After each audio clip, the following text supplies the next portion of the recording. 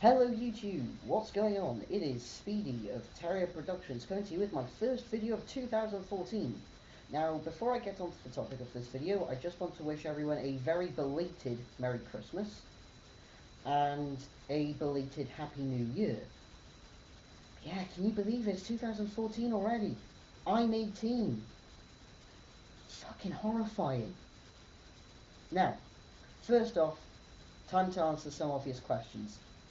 Did I get shit-faced on my 18th? No. Did I at least have one drink on my 18th?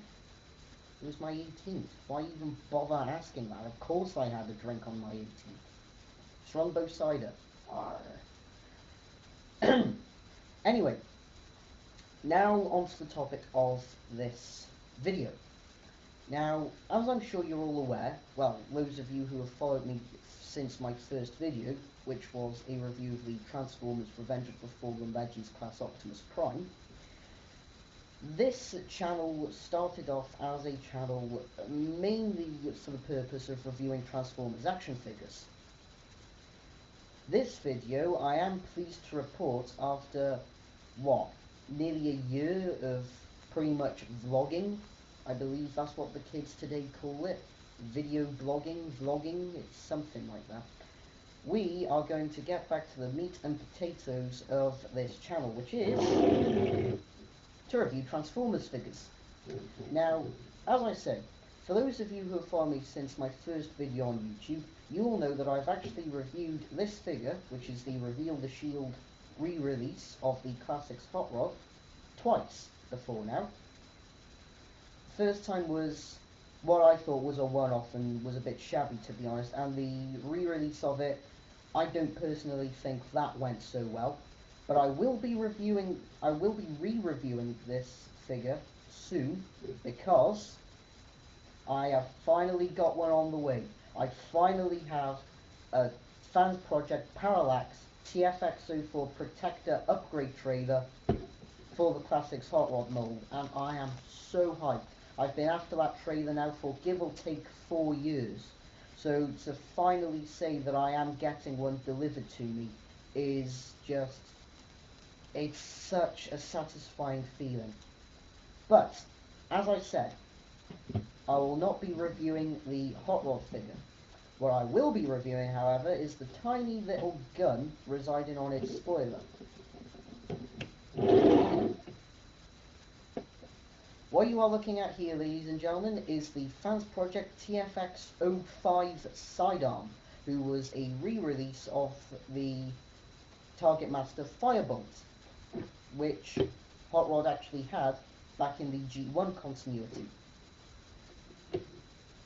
And, well, he is what he is, really. He's just a dual-barreled pistol.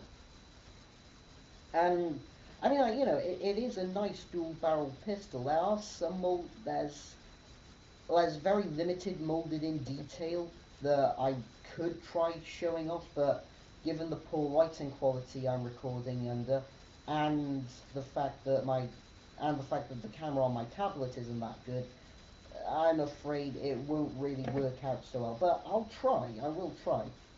From what I can see, however, on the gun mode, the only molded-in detail are these little grooves right here, just above where the handle is. And actually, my tablet camera is picking those up remarkably well. I'm not so sure how they're pulling that. I'm not so sure how it's pulling that off, but they are there, as you can now see. So yeah. So there he is in his gun mode. Shall we get down to the transformation? I think we shall. But before I do, and this is something I haven't checked, I just want to see if he is compatible with the port on top of the cockpit on the Reveal the Shield re-release of Cyclonus. Now again, I haven't tried this. Oh, no wait, that's the 4mm peg. And yeah, sort of is the answer. It sort of is compatible. with the 5mm peg. So that's interesting. So yeah, actually as well, I'm going to have to flip him upside down for this. Let's have some quick alt mode height comparisons. So here he is with the Reveal the Shield re-release of the Target Master Nightstick. Giggle if you want. So yeah, oops. That was intentional, folks. That was intentional. First video of 2014. I'm still a bit giddy from excitement. Oh, you get the gist of the height difference between both Nightstick and Sidearm in their gun modes. He is Nightstick with the Transformers Armada Minicomp Spark Plug. And the only reason why I'm doing this comparison is because the Target Masters were actually the prototypes for the Minicoms, essentially, back in the G1 continuity. So yeah, and just real quick, there he is with the Reveal the Shield Cyclonus figure. And there he is with his Autobots associate Hot Rod. So yeah. Now unfortunately, due to the wonderful trickery of editing, I cannot stop recording the video, transform those 4 figures, and then come back, because every editing program I've downloaded onto my tablet have turned up as duds. So you are going to have to bear with me a quick few seconds. Or alternatively, you can just fast forward this bit. Whichever you want to do. You are obliged, naturally of course, to watch me transform this lot.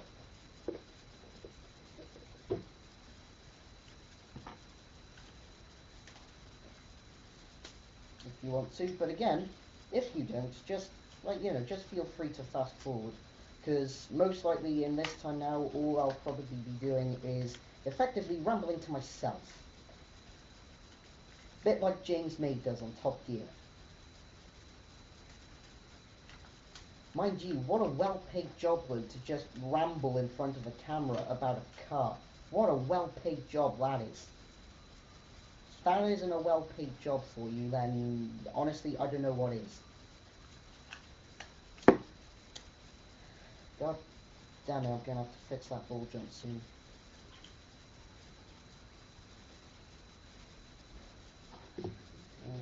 Yours.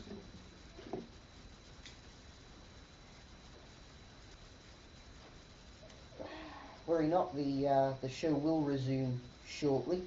Again, I do apologise for this. I really do. But again, every editing program that I have tried downloading on my tablet hasn't really worked out as well as they should have. Don't ask why, because I'm just as confused as you are. There we go. Whew, that joint was playing up a fight. Mind you, it is a friction joint. Come on, guys. Friction joints are tough little bastards. Heel, foot, heel, leg, leg.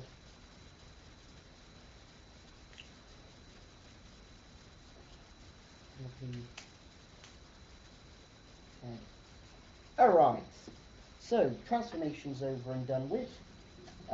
Again, I apologise if you sat through that and I bored you, but again, there wasn't really a lot I could do about it for reasons that I have explained. I am actually considering teaching my sister how to transform these figures, so she can transform them for me behind the scenes. Whether or not it'll happen, on the other hand, I don't know. Anyway, on to Sidearm's transformation. It's a fairly simple transformation, really. You just take the barrels, fold them down, and you rotate them back up on a separate joint to form his legs, and that's pretty much half the transformation over and done with already. What you then want to do is you want to come to these handles here, as so, You want to split them to reveal his head. And then you just want to rotate the arms down as so. And there is Sidearm in his robot mode. And for a figure that's this small, looking at it, I would say that the detail is quite fair on it. The main improvement in regards to detail would have to be the face. I'm not entirely sure how well my tablet's picking that up. And if it's not picking it up very well, then naturally, of course, I apologise. In terms of articulation, Sidearm can move his arms in and out of the shoulder. He can also rotate his arms up the shoulder. He has a pivoting elbow joint. He's got a sort of ab crunch joint, but that's primarily due to transformation. And he also has a ball joint from the waist downward, which also includes some leg swivel as well. And I mean, like, you know, for a figure this size, the articulation is quite good, because the figure only stands at about 3-4 inches in height. So that level of articulation in a figure this small is actually pretty impressive, so kudos to you, Fansproject. Anyway, rambling over, let's do some height comparisons. Starting off, here he is with his Hasbro brother, Nightstick. As you can see, there isn't really that much of a height difference. Nightstick is just a smidge taller, from what I can see. Not a lot, but a smidge. Next, here he is, next to Transformers Armada Sparkplug. As you can see, is a lot broader and not exactly all that bit taller, but you can see Sparkplug is only just taller at the head. Next up, here he is with Cyclonus, who just monsters over him, as you can see. So I'd say that that's scaled fairly decently for what's effectively supposed to be a reissue of a G1 Target Master. And now here he is next to his Autobot associate, Hot Rod, who, just like Cyclonus, monsters over him. And again, I would say that that's scaled up pretty well. And actually, no, what I am going to do is I'm going to get rid of Hot Rod's handgun. Because, naturally, of course, as you previously saw, Sidearm is a target master. He can obviously transform into a gun. So I'll just quickly get him back into his gun mode. I will actually admit as well, I'm quite fairly impressed with how this figure turned out, despite its size. In fact, back when this figure was released in 2010, I believe, Fansproject released it. This figure only cost $10 US. I'm going to say that again. This was a $10 US figure from a third-party toy company. That's impressive. That's very impressive value. But this is the one gripe that everyone has with the Sidearm figure. Now, as you can hopefully see, he does have two pegs. He has a grey peg here, which becomes part of his spine, and the black peg here, which is at the back of his head. This black peg is actually a 5mm peg, which can enable him to be held quite securely by Cyclonus. And that's all well and true, but this 4mm peg here is, and I don't know if you can see it, but it is at the same level as the 5mm peg, and I think he's slowly falling apart. That's not good, given the fact that Fansproject has now unfortunately discontinued this mold. But the point I'm trying to make, and again, this is a gripe that everyone who has bought this figure and used it with their Classics Hot Rod figures of whatever continuity, it's the fact that you have to rotate Hot Rod's wristing as so he can accommodate the 5mm peg, which resides right there on the intersection of his arm. But I mean, like, you know, it's a nice little add-on for your classic small Hot Rod figure. And again, this guy, when he was released by Fansproject, he cost $10 US. I'm going to say that again, he was only $10 US when Fansproject first released him back in 2010. So, yeah. Overall, however, would I recommend picking up the Fansproject TFX-05 Sidearm pistol?